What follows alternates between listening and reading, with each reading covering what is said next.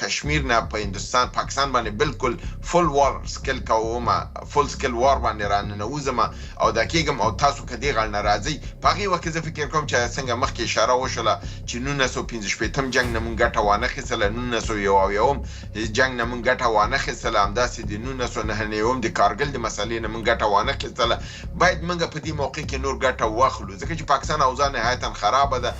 جنگ پکې ښه قوي روان دی پرون چې ما د هندوستان تبصرې اورېدلې هغوی همدا ویلې چې د پاکستان اردو ډېر بد حالت کې د تضعیف ده دا ځلې موږ دی چې په ګونډو نه کو نه راپرېږدو دغه لفظ چې وایي چې موږ د په ګونډو نه کو نه راپرېږدو د معنا دا ده چې هندوستان ورته څه پلانونه به لري که دغه پلانونه د افغانستان سره شریک کړي زما په نظر دا ځلې اسلامي امارات به خپل دریځ او موقف حتما نیسي او زه فکر کوم چې دا پلان داسې عادي نه دی د ده تر شا امریکا هم ده ځکه چې تاسو وکتل چې ټرمپ پرون خپل په پیغام کې چې هندوستان ته ولېږه ځکه چې هغه روان دی په سفر د قطر او عربي امارات او د سعودي او د دې کې د امارات عربي یو غړی هم وژل شوی دی نو هغه دا ویل چې دا یو ترهګري عمل دی او د دغه به شناسایی شي او د باید پوښتنه وشي او عکس العمل ښکاره شي عکس العمل که ښکاره کېږي یعنې جنګ مسله ده په دې بابت راځم د هندوستان د روابطو په هکله باندې د افغانستان د خلکو د هندوستان سره تاریخي روابط موجود دي او دا یو فکری او قلبي د یو روابط دي مګر په سیاسي لحاظ باندې هندوستان زمونږ د خاورې سره په دوه مهمو مرحلو کې مثبت سیاسي عکس العمل نه دی ښکاره کړی نه دی ودرېدلی فرضاً کله چې روسانو په موږ حمله وکړله 1909 کې او ملګرو ملتونو ته په 1993 کې قضیه لاړه په ملګرو ملتونو کې 130 ممالکو د افغانستان په حق کې رایه ورکړله او د روسیې په ضد رایه ورکړله اما هندوستان په دغه 130 ممالکو کې د افغانستان ملت سره ونه درېده په ټول د 14 کاله جهاد کې هندوستان د روسیې په څنګ کې ودرېده د افغانستان د ملت څنګ کې ونه درېده په دوران د اشغال د امریکا کې روسانو د طالبانو سره همکاري وکړله چینایانو وکړله ایرانیانو وکړله پاکستان خو تاسو ته معلومه امریکانې پیسې اخیستلې مګر ترهګرۍ په نامه اما پنهان کې د تحریک شاته و عربستان سعودي مګر هم هندوستان دا ځلیم د اشغالګر تر څنګ ودرېده مګر ملت افغانستان په ده باندې دا اګنور کوي چې دا د هغې خارجه پالیسي وه چون موږ ته کوم ضرر نه دی رسولی موږ په دې نسبت د هغه بهتر ګڼو نسبت د دې نه چې پاکستان ځان دوست ګڼي اما موږ ته ضرر نه رسولی دی کور د ودان فاطمه صاحب پاکستان د موقع نه استفاده کړې ده نریندر مودي په عربستان سعودي کې و راهول ګاندي د حزب اختلاف مشر په امریکا کې و او د موقع ترلاسه کړې ده او دغه عملیات نظامی پاکستانیانو کړي دي او کوشش دا دی چې په دغه کې هم افغانان متهم کی او دغه کومه اړیکه چې د افغانستان او د هندوستان ترمنځ جوړه شوې ده په د باندې منفي اغیزه وکي او دا ده کې د هندوستانیانو د خبرو نه واضح معلومیږي چې هغه وایي چې د دې عمل تر شا لشکر طیبه ده د دې مشر حافظ سعید په لاهور کې ناست دی د پاکستان د آیسای تر کنټرول لاندې دی او د هماغه سړی دی چې تیرو 40 کلونو کې په کشمیر کې د همدغه لشکر طیبه په ذریعه چې آیسای جوړه کړې ده د دې فعالیتونه په کشمیر مقبوضه کشمیر یعنی د هندوستان په لاس کې دی او دا بل سیمه چې په نامه د آزاد کشمیر یادېږي او د آزاد کشمیر ته خو هندیان مقبوضه وي خپل ته آزاد وي خو برعکس پاکستانیان دارنګ وي چې دا آزاد دی وغه په عین حال کې دواړه آزاد نه دي ځکه چې دا کشمیر خلک خپل ازادي غواړي خو د هندوستان په سیمه کې دغه واقعیا په وس نه ده دا تاسو معلومه ده چې په تسلسل سره دوی کوي او هندوستانیان دا وایي چې دا لشکر طیبه ده او د تر شا باندې د پاکستان پوځ ولاړ دی راهول ګاندي خپل سفر امریکا ته مختصر که بیرته خاورې ته راوګرځېده نریندر مودي خپل سفر عربستان سعودي ته او په عاجله ناسته کې دفتن دوی د پلګام د واقعي په مقابل کې چې اتیش کسه پکې دغه شوي دي وژل شوي دي سلیر شیندي دغه دي سیلانیان دي دوه د کشمیر اوسیدونکي دي یو نیپالی دی او یو پکې د عرب اماراتو متحده کس دی په مجموع کې اتیش کسه دغه دي وژل شوي دي او د تعداد د زخمیانو ویل کېږي چې نهایت زیات دی د ده په عکس العمل کې دوی دا تصمیم وظیفتا نیولی دی چې ټولې هغه ویزې چې پاکستانیانو ته جاري شوي هغه به منسوخ اعلان شي هغه ویزې چې د سارک ادارې تر لاندې چې ورکول چې هغه اوږدمهاله ویزې وي 15 کلن تر 10 کلنو هغه کاملا ټول دا کېږي د اتاري او د واګه بندر لارې وتړل شولې. په همدارنګه د هندوستان او د پاکستان ترمنځ د انډس واټر چې شپږ سیندونه دي چې په هغې کې د انډس اګریمنټ 1960 یعنې 1960 د اګریمنټ چې د بوټو په وخت کې د هندوستان سره شوی و، د نړیوال بانک د ورلد بانک په وساطت سره شوی و. په هغې کې دغه شپږ سیندونه، درې د پاکستان په حق کې او درې د هندوستان په حق کې، چې د پاکستان په حق کې انډس، جهلم او چناب او د پاکستان په د امریکای د هندوستان په حق کې راوی، بیاس او ستلجو. دا شپږ دغه دي چې د هندوستان نه د اوبه راځي پاکستان ته، او د پاکستان د انډس واټر یا د سند اوبه چې دي دا اوبه جوړوي، او د پاکستان اکثره معیشت په دې باندې دی. دوی دا تصمیم نیولی چې دغه معاهده خنثی کېږي، منسوخه کېږي، او په دې باندې به دوی عمل نه کوي، او دغه اوبه چې دغه شپږ سیندونه دي چې انډس، جهلم، چناب، راوی، بیاس او ستلج، دا به کاملا دوی به کوشش کوي د اوبو مخه وګرځي او د پاکستان باندې دا اوبه بند کړي. په عین حال کې د ترهګرو د معلومولو لپاره 2 میلیونه کلدارې د سر قیمت ایښی دی. د حافظ سعید دغې غوښتنه یې کړې ده چې دا باید پاکستان ته وسپارل شي. راځم دې ته چې د پاکستان چې کومه ناسته کړې ده، په دې کې کوشش دا شوی چې موږ په دې کې دغه نه لرو. لشکر طیبه چې دی دا په افغانستان کې دی، په لحاظه دا پلانګذاري په افغانستان کې شوې ده. اوس کار خو یې خپله کړی او ځان وباسي، ځکه دوی ته معلوم ده چې هندوستان په دغې تصمیمونو چې نیولي په دې بسنه نه کوي. کېدای شي نظامي انخته هم وشي، و د نظامي عکس العمل 2 نقطې دي چې هندوستان به پکې عکس العمل ښیي. یو کشمیر دی او بل بلوچستان دی. په بلوچستان کې به هندوستان حتما خپل عکس العمل په شدیده توګه باندې ښیي. بخیر او سلامت اوسئ.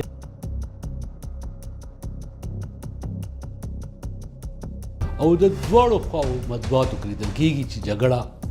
نن دغه سبا ده شروع کېدونکې ده.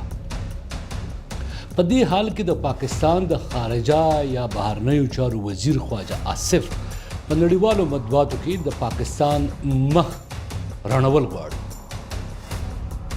پیغام ورکوي نړۍ ته چې پخوا چې پاکستان څه کول د هغې نه اوس قلار شوی دی. مثال په توګه خواجه آصف سکای نیوز ته وایي چې پاکستان د ترهګرۍ چې کوم تګلاره و خلاف په دې کې د امریکې او برطانیې لپاره کار کوو ډېر لوی زیان یې خوړلی دی.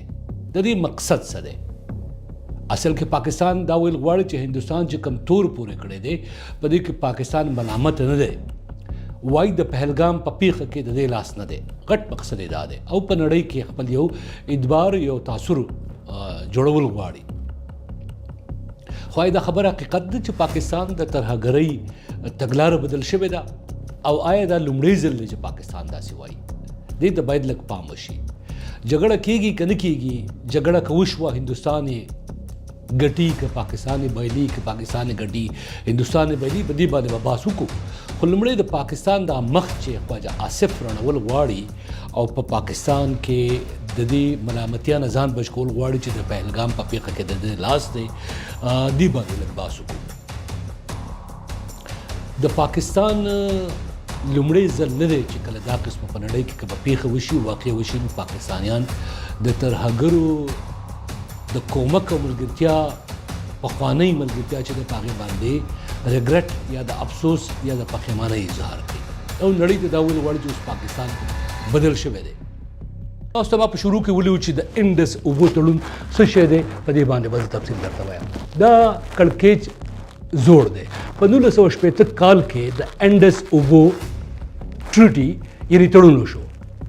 د هند او پاکستان ترمنځ دا یو یوازینی دوامداره تړون و چې د سند، جهلم او چناب اوبه پاکستان ته او د راوي، بیاس او ستلج اوبه هند ته ورکوي. د دې تړون ختمېدل به پاکستان د سخت کروندګرۍ یا کرنیز او اقتصادي بحران سره مخ کوي. ولې؟ ځکه چې د دې هېواد 80% 80% کرونده هم په دې اوبو ده. په تاریخي توګه دا تړون حتی د 1965 او 1971 او بیا کارګل په جګړې په مهال هم نافذ پاتې شوی دی. خو اوس د هند لخوا د اوبو کنټرول د نړیوالو قوانینو د سرغړونې په توګه ګڼل کېږي چې نړیوال بانک او ملګري ملتونه یې په دې موضوع باندې مداخله کولی شي. د دې پروګرام پایله هر څه چې وي د پهلګام برید نه یوازې د کشمیر نازک امنیت څرګندوي بلکې د هند او پاکستان ترمنځ د اړیکو لا خرابېدو سبب ګرځي. د سیمې د سولې لپاره دواړه هیوادونه په ممکنه توګه کوشش به دا کوي چې د خبرو اترو د لارې دا مسله حل کړي، نه چې د اټمي جګړې د لارې یا د نورې جګړې د لارې دا جګړه دا مسله حل کړي، ځکه چې د دې په جنوبي ایشیا نه بلکې په ټوله نړۍ یو ډیر سخت ناورین سره مخ کولی شي. اوس یو بل خبره په نظر کې باید وساتل شي، د پاکستان کورنۍ سیاسي اقتصادي جنجال څه دی او په دې وخت کې د دې جګړې د کېدو پاکستان ته ګټه سره ځای دی شي، دا یو ډیر مهم ټکی دی. ځای ته ورغاړم پاکستان کې دا وخت د تیرو شپږو کالو نه انتهایی ژور سیاسي تقسیم دی، خام تقسیم شوی دی. یوه، پاکستان د ډیر لوی سخت اقتصادي جنجال سره مخ دی. دوه، پاکستان د ترهګرۍ د ډیر سخت مشکل او چیلنج سره مخ دی. درې، او د پاکستان پوځ چې په یو وخت کې نمبر 1 استخباراتي اداره او پوځ ګڼل کېده، په هغو د ولس اعتبار پورته شوی دی. ولس په تر دې حد اعتبار نه کوي چې اوس پخپله پاکستانیان هغه پاکستانیان چې پاکستان د مرکزیت باندې یقین لري، د پاکستان د مطالعه پاکستان خوښونکي مینه لرونکي دي، زلمې کول دی، هغه د پاکستان د پوځ په مرکزونو حملې کوي. د پاکستان پوځ په کور کې چې یو وخت د احترام سمبول ګڼل کېده، دا وخت د بې احترامۍ علامت ګرځېدلی دی. با شما معلوم است که تشنج طوری که مهمان عزیز گرامی هم گفت که این از حال نیست، جدید نیست. در طول 77 سالی که این دو کشور در معرض وجود آمده، هندوستان وجود پاکستان قبول نکرده طوری که ما افغان ها قبول نکردیم و پاکستان در اینجا همیشه بازی هایی را کرده، بالخصوص از بعد از دهه 1980 وقتی که امریکا با پاکستان نیاز پیدا کرد و جنگ علیه روسیه شد و پاکستان نیمن ژاندارم منطقه گشتن، در از او به بعد پاکستان بازی های مضحکانه ای را نه در تنها که در افغانستان، در هندوستان، حتی در ایران، در کشمیر، در همه جای بازی کرد. امی گروه هایی را که اینا فعلا تهمت بر افغانستان میگن که در افغانستان فرزند اینا گروه های تروری هستند، این گروه هایی است که 40 سال قبل خود اردوی پاکستان اینا را تشکیل کرد و در علیه هندوستان و در افغانستان از اونها استفاده کرد، بالخصوص در کشمیر. فعلا هم گفته میشه که می واقعی را که رخ داده، دو گروه یعنی جیش محمد و به امیر رقم گروه دیگه لشکر طیبه که دی دخیل هستند، یعنی مسعود اظهر و حافظ سعید که اردویش مطلوب است برای هندوستان و به سطح جهانی در لیست تروریستا هستند و باید گرفتار شوند و به اونا سپرده شوند. میگن که دو گروه دی شریک است. میایم به اصل سوال شما که آیا اینا با کدام طرف خواهد رفتن؟ به فول سکیل وار نمیرن، یعنی به یک جنگ همه عیار نمیرن، از خاطر که اردویش قدرت نظامی اتمی داره و بسیار خطرناک خواهد بود، همه منطقه را به حساب نیست و نابود میکنه. از این بابت نه هندوستانی تمایل داره و نه جهان اجازه را میته و پاکستان. ولی هند از آنچه هشدار داده چی در دست داره؟ مثلا وقتی نخست وزیر هند میگه که عاملان هر جایی از این کره زمین باشه را تعقیب خواهد کرد و به هر حال واکنش هایی را که در برابر پاکستان داشته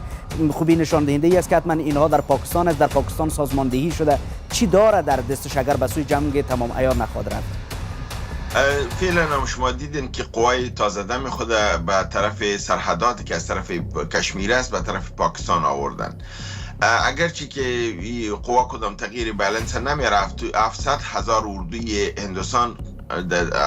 قبل در کشمیر وجود داره. چرا با می 700,000 اینا نتانستن کشمیر را کنترل کنن هندوستانیا، مگر از خاطر که نشان بتن قوای خود از این بابت میشه که یک حمله بالمثل بالای کشمیری که پاکستان را آزاد کشمیر میگه به اینجا داشته باشن. بلوچستان ساحلی است که در اونجا هندوستان دست بالا و قوی داره، ممکنه عملیاتی در اونجا صورت بگیرد. در سند دست بالا داره هندوستان، ممکن در اونجا عملیات صورت بگیره. فلذا 3 نقطه داغ وجود داره که اینا کنن. به طور نمونه اینا اقدام چیز کردن، اندس معاهده را ختم کردن که در سال 1960 در بین از اینا به زیر حمایه جامعه به حساب ورلد بانک صورت گرفته بود او را ملغا اعلان کردن، در حالی که طور که میمان گرامیتان گفت این 6 دریا از 3 دریاش مربوط پاکستان میشه، 3 دریاش مربوط هندوستان میشه. اما هندوستان اخطاری که داده او دفعتاً کدام قابل عمل نیست، چرا که اگر شما میخواین که آب بند کنین باید بند بسازین و بندها در 5 سال الی 10 سال ساخته میشه. و ما امروز قبل از برنامه شما یک ویلاگ پاکستانی را میشنیدیم، اونا گفتن که اگر یک معاهده ختم شده باشه بندهای برقی را که هندوستان در اون طرف ساخته ما او را میتونیم که او بندها را از بین ببریم و تا زمانی که هندوستانی بندها را دوباره احیا میکنه ما با سالیان متمادی تا 10 سال آینده آب فراوان خواهد داشتیم. یعنی اینا اخطار بیان دادن که بندها را میزنن، فلذا جنگ لفظی در بین هر دو کشور ادامه داره. اما ببینیم که بالانس با کدام طرف میره. پاکستانی بازی را از خاطر کرده که افغانا را هم بدنام کنن، چرا اینا میگن که این دو گروهی که دیگه متهم شده اینا در افغانستان هستن، در پاکستان نیستن، در حالی که این کار خود اردوی پاکستان است. در سوال بعدیتون با ما بعض از مثالای تاریخی را که اردوی پاکستان چگونه بازی کرده براتون تقدیم خواهم. سپاسگزار شما.